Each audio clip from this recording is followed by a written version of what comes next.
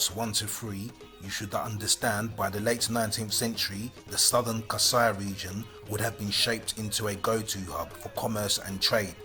With this in mind, let's go back again into the 17th century Kasai and recall in part 1, I mentioned that Aboriginal populations in this region would have spoken Shien, Gete and Konda languages prior to interactions with people outside of Kasai. In the same 17th century, a character named Shiam Ambul Ngong ventured into the Midwest Kasai area.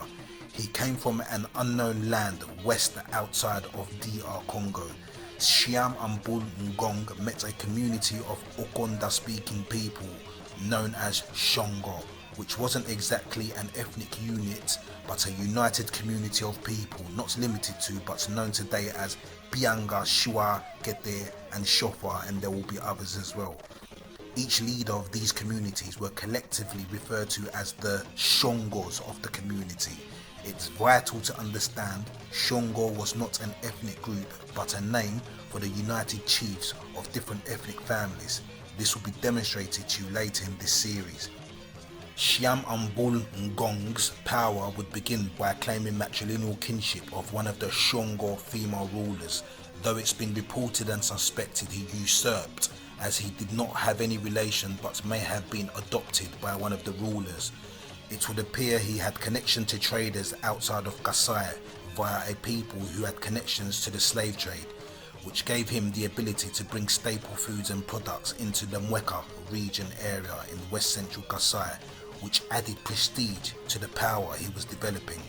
He also went on to enslave the surrounding Konda speaking and Gete speaking populations on his travels, thus incorporating them into the region, and the region ended up being inhabited by roughly 18 different ethnic groups, which also included populations referred to as Baluba, which I will touch on in another video. His trade and conquering likely made him rise to king status in the region, which would have meant he became a Shongo amongst the community. As what happens when different groups are congregated together, a trade language would have developed within the region, which today is referred to as Bushongo, accompanied by a concept of God. It's important to understand each ethnic group within the kingdom would have had or maintained their own language and own name for God.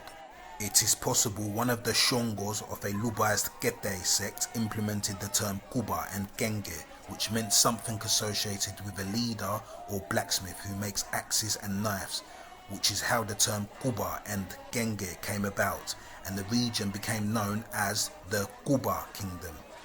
Following various missionary works leading up to the early 20th century, the people groups of this kingdom were all being published as BaKuba people, even up to today, irrespective of their various origins or status within the present kingdom.